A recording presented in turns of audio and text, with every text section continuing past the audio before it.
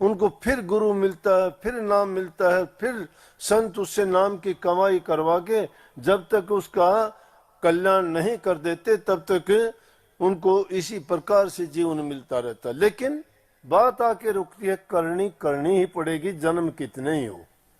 ये संतों का आशीर्वाद है कि उनको योनि इंसान की मिलती रहेगी, क्योंकि मुक्ति का दरवाजा सिर्फ इंसान का जीवन है। दूसरी जो योनि कितने भी मिलो, उन योनियों में गुरु नहीं, ज्ञान नहीं, नाम भक्ति नहीं, कोई तरीका नहीं, किसी योनि में नाम नहीं मिलता।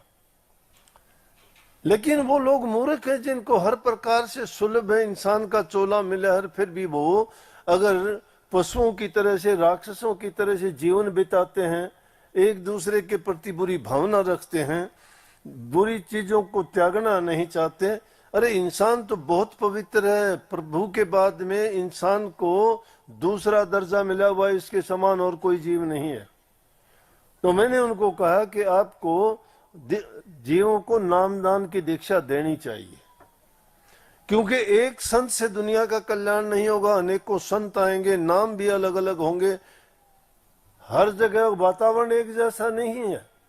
ईसा मसीह बर्फानी प्रदेश में हुए, पश्चिमी देशों में हुए, वहां पे बर्फ ही बर्फ है। वो हमारे जैसे कठोर नियमों को नहीं मानने वाले नहीं मान सकते, मजबूरी है। उनके हालात, भौगोलिक परिस्थितियां हैं, उनके अनुसार उनको अपना जीवन साधना पड़ता है। हमारे लिए जो हालात हैं उनके अनुसार हमें अपना करना पड़ता है। हमारे ऋषि मुनि जंगलों में एकांत में जाके नाम भक्ति तप साधना करते थे। संतों ने उन हालात को देख के अब और भी सुलभ कर दिया कि संत का नाम क्या है, सादगी के साथ सभी काम करते हुए, सब प्रकार से अपने ईमानदारी के साथ, सच्चाई के साथ, धर्म के मार्ग पर चलते हुए अपने जीवन को भी संवारते हैं और अपने गृहस्थ जीवन को, मनुष्य जीवन को सुखी भी भोगते हैं। अगर नियम के मुताबिक इंसान सही रास्ते पे चलता जाए, अपना कल्याण भी कर लेता है और हर प्रकार से ये जीवन भी उसका आनंदमय गुजरता है। जिस स्वर्ग और नरक के जिक्र करते हैं वो यहीं से शुरू हो जाते हैं। जिस इंसान का जीते जी नरक में जीवन है, देखते नहीं कितने आदमियों को कहीं सड़क पर गिरे हुए देखते हो, होश नहीं है, क्या खाया है क्या पिया है, कपड़े पहनने के लिए नहीं है, सर्दी गर्मी का कुछ पता ही नहीं है, पशु के तुल्य क्या ऐसा जीवन है उसको पता ही नहीं क्या है क्या नहीं है, क्या जीवन है उसका। इसलिए हमें सुख चाहिए, इंसान सुख के लिए भागा फिरता है, दुख नहीं चाहता, ये दुखी होना भी नहीं चाहता। सुख कैसे मिलेगा? आलसी को सुख नहीं मिलता। आलसी आलस करते हो, कभी नींद का बहाना, कभी दर्द का बहाना, कभी काम का बहाना, ये बहाने लगा कि किस चीज को छोड़ते हैं? नाम भक्ति को छोड़ते हो। खाना नहीं छोड़ते, कपड़े पहनना नहीं छोड़ते, सोना नहीं छोड़ते, और जरूरी जितने भी दुनियादारी के काम है एक में भी इतनी चूक नहीं करते। अगर थोड़ी भी चूक होती है लड़ाई करते हो, झगड़ा करते हो, सब कुछ सिर पर उठा लेते हो। लेकिन कभी अपने मन के ऊपर इस चीज के लिए तुम अपने आप को ये दोष देते हो कि जो काम करना चाहिए था, जिसने हमें इतना सुंदर शरीर दिया,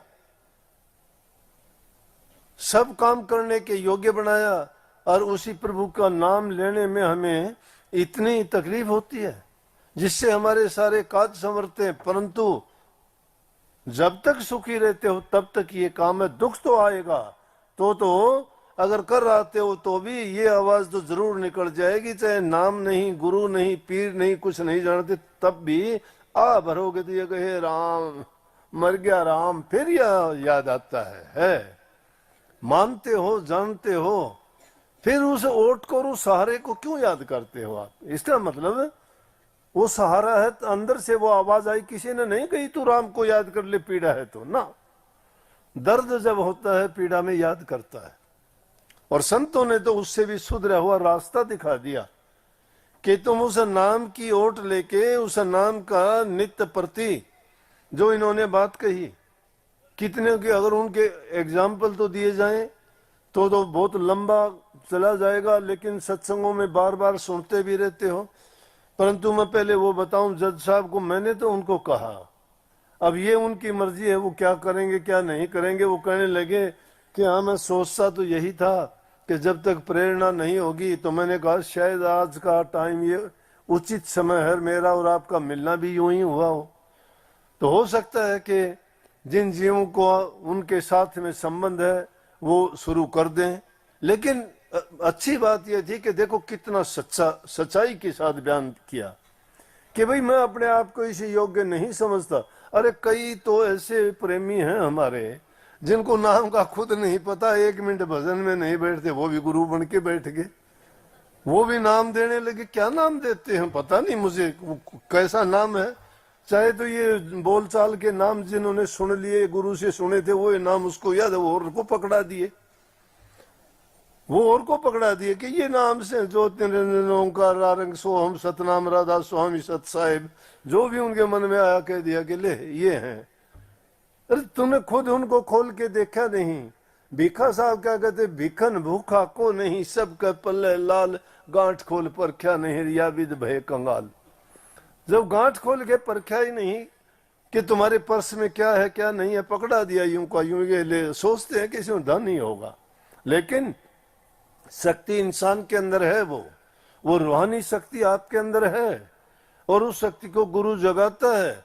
लेकिन जगाता कब है? नाम की दीक्षा देता है, तुम्हें पूरा का पूरा समझा के बयान करके, और उस रास्ते पे चला के आपको ये कहता है कि ये मंजिल है, ये ठिकाना है, इनमें से गुजरना होगा। लेकिन वो एक इशारा मात्र है, वो इशारा मात्र है सिर्फ। किसी को किताब देने के बाद में ये नहीं है कि किताब तूने पढ़ ली, अगर उसने खुद नहीं पढ़ी तो तुम्हें कैसे पढ़ा देगा। उसको किताब को लिए फिरते रहो, तो उस किताब को पढ़ने से होता तो कुत्ते बिल्लियों के गले में भी बांध दो वो नाम, वो बोल नहीं सकते तो वो लिख के वो नाम उनके गले में बांध दो, नाम तो हो ही गए ना। ये इस तरह से नाम बांधने वाले जीवों को डबो देते हैं, उनको बेचारों को पता है ही नहीं कुछ भी, क्या करेंगे। लेकिन जो मैंने बात कही कि कम से कम उनको नियम की पाबंदी हो जाएगी कि भाई नाम की दीक्षा दी है तो कोई नशा नहीं करना, किसी जीव को नहीं सताना, कोई मांस मिट्टी अंडे नहीं खाना, माँ बाप की सेवा करना, जीवन प्रेम से बिताना, किसी को गंदा मंदा नहीं बोलना, सुंदर मीठी जबान से दूसरे का मन जीतना, अपना व्यक्तिगत चरित्र अच्छा रखना। जो इंसान चरित्रवान होगा उससे कोई काम करवा लो, वो उस जो भी उसको काम मिलेगा उसमें पूर्ण रूप से सफल होगा। लेकिन धोखे का खेल खेलते हो, झूठ बोलते हो, कपट करते हो। अब कपट की बात करोगे तो वो तो कपट ही भर जाएगा अंदर में, फिर रास्ते पे नहीं चल सकते, फिर सिर्फ जबान तक सीमित है तुम्हारा जो भी तुम बोलते हो। सच्ची करनी करने वाले का नाम संत होता है, और सच्ची करनी जो करता है वही जीवों को रास्ता दिखाता है। गुरुमुख की ये निशानी है कि वही उस नाम को आगे लेके चलता है तो संगत उसी से बढ़ती है। लेकिन झूठ और कपट जहां हो जाता है वहां डूब जाते हैं। इसीलिए तो देखे होंगे संत जब आते हैं तो बहुत जीव उनके पीछे चलते हैं, लेकिन बाद में आने वाले ऐसे जो होते हैं जो स्वार्थ में, लालच में, आलसीपन में खुद काम करते नहीं। जब खुद काम नहीं करते, कमाई नहीं करते, और दूसरे की कमाई कमोई को अगर खा लेते हैं तो उनको कैसे उनका हृदय शुद्ध होगा, कैसे उनमें वो रूहानी दौलत शक्ति जागेगी। अब इनके जिनके नाम लिए गए और सच्चे मन से जो लगे, सच्चाई के साथ तुम चलोगे तो मालिक तुम्हारे काज संभालने के लिए खुद आएगा, तुम्हें पता भी नहीं लगेगा किस रूप में आया। उनको भी नहीं पता लगे। आज हमने कहा कि उनके पास में परमात्मा आके चला गया, उनके जीवन को बचा दिया। कौन था परमात्मा, किस रूप में था वो? रास्ते पे चलने वाले क्यों उठाते उसको?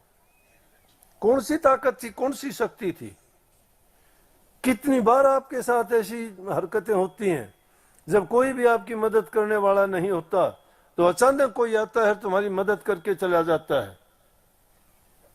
परमात्मा किसी देह रूप में नहीं आता, वो इसी तरह से प्रकट होकर उस जीव की सहायता करता है। जैसे इसमें जिक्र आया नाम सैन भगत का, सैन भगत का नाम आया। सैन भगत था, सत्संग में लीन मस्त रहता था, अपना काम करता था, राजा से सेवा मिली हुई थी, राजा की रोजाना मालिश करने के लिए जाता था, राजा की मालिश करता, राजा को बड़ी शांति मिलती थी। सुबह ही उठ के जाता जल्दी, उसके बाद स्नान कराता, राजा से वो दान दक्षिणा पाता और आराम से जीवन बिताता था। दिन के टाइम में, रात के टाइम में भजन करता, फालतू समय में राजा की सेवा करके उसका खान पान का वो एक काम भी उससे चलता रहता था। तो क्या हुआ कि एक दिन सत्संग में चला गया, सत्संग होते होते उसको पता ही नहीं लगा, क्योंकि नाम की मस्ती थी। जब उसके नाम में मस्त हो जाता है, परवाह नहीं करता। इनके जिनके नाम लिए नाम में मस्त हो गए। बलख बुखारा का बादशाह राज को ठोकर मार के चल दिया, गोपीचंद भरथरी ने अपने राजपाट को त्याग दिया। किस लिए? मीराबाई ने कितना ऊंचे घराने की थी, कोई लज्जा नहीं रखी, प्रभु के प्रेम में नाचती है, हंसती है, मस्त है। घर वाले कहते हैं कि क्या करती है, हमें लज्जा आती है। बोले कि प्रभु के प्रेम में जो मस्त हो जाता है उसकी लज्जा कैसी? कबीर साहब ने बाणी लिखी कि जे तू नाचन नीकसी फिर घूंघट कैसा, घूंघट के पट खोल दे मत करो अंदेशा। जब नाचने के लिए निकले हो तो दुनियादारों की परवाह क्या करते हो? दुनियादारों की जितनी सोच है वो लोग तो अपनी सोच के अनुसार आपको कहेंगे। उन कहने वालों की तरफ अगर तुम सोचोगे, परवाह करोगे तो एक मिनट भी नहीं जी सकते। औरतें जा रही थी पानी भरने के लिए, इनको अच्छा नहीं लगता। एक महात्मा बेचारा थका हुआ था, थके हुए लेट गया, धुआं लगा रखा था। औरतें कहने लगी, उसने सिर के नीचे ईंट दे रखी थी। औरत कहने लगी कि देखो घर छोड़ दिया लेकिन फिर भी ऐसा आराम नहीं छोड़े, सिर के नीचे ईंट लगा ली। महात्मा की ईंट भी बुरी लगी। उसने सोचा भाई ईंट से महात्मापन खत्म होता, निकाल दी बेचारे ने। दूसरी कहने लगी देख लो महात्मा बन गया, मरोड़ फिर भी नहीं छोड़ी, ईंट निकाल दी। अब बेचारा क्या करे, ईंट रखी भी नहीं, निकाल दी। तीसरी बोली महात्मा जी इन दुनियादारों की परवाह ना करो, इनकी तो परवाह करोगे और कोई कुछ कह देगा। आप ना बुरा मानो ना भले का भला मानो, आप जिस काम में लगे हो उस काम को अपने सच्चाई के साथ करते रहो। तो ये दुनियादारी के लोग तो ऐसे हैं भाई, ये तो डुबो देंगे। उनकी परवाह करोगे तो उनको कोई चीज रास नहीं आती, अच्छे को भी नहीं बख्शेंगे, बुरे को भी नहीं बख्शेंगे। तो मैंने नामदेव अपने सैन जी भगत जी की बात आपको कह रहा था, तो पूरी रात सत्संग में लीन रहे, सत्संग होता रहा, सुनते रहे, पता ही नहीं लगा कब रात गुजर गई। उसके बाद भी पता नहीं, राजा के नहाने का, स्नान करने का, तेरा मालिश करने का समय आ गया, पता ही नहीं। जब देखा बहुत देर होगी, लेकिन उसके पीछे से क्या होता है, जाता है सैन भगत का रूप धर के राजा की मालिश करता है। मालिश करने के बाद स्नान करवाता है, और उस दिन का स्नान ऐसा करवाया क्योंकि सैन भगत थोड़ा था, प्रभु स्वयं गए थे उसका मालिश करने के लिए। बहुत उसको आनंद आया, बड़ी खुशी हुई। उनका शरीर राजा का एकदम इतना तंदुरुस्त सा नजर आया, कहने लगा आज तो भगत जी आपने क्या किया है, बहुत अच्छा वो किया। और उन्होंने खुश होकर उसको माला दे दी। सैन भगत ने माला ली। उसने सोचा अब ये मुश्किल होगी कि कल को सैन भगत आएगा, राजा पूछ सकता है कि माला दी थी वो कहाँ है।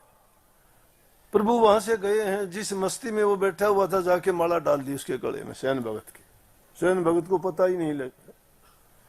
सैन भगत उठता है सत्संग से, देखता वो बहुत देर होगी। ऐसा वैसा कोई आदमी हो तो चलो कह दे के भाई नहीं आज क्या मजबूरी थी कि आज तो राजा का काम और मेरे साथ तो देखो क्या होगा।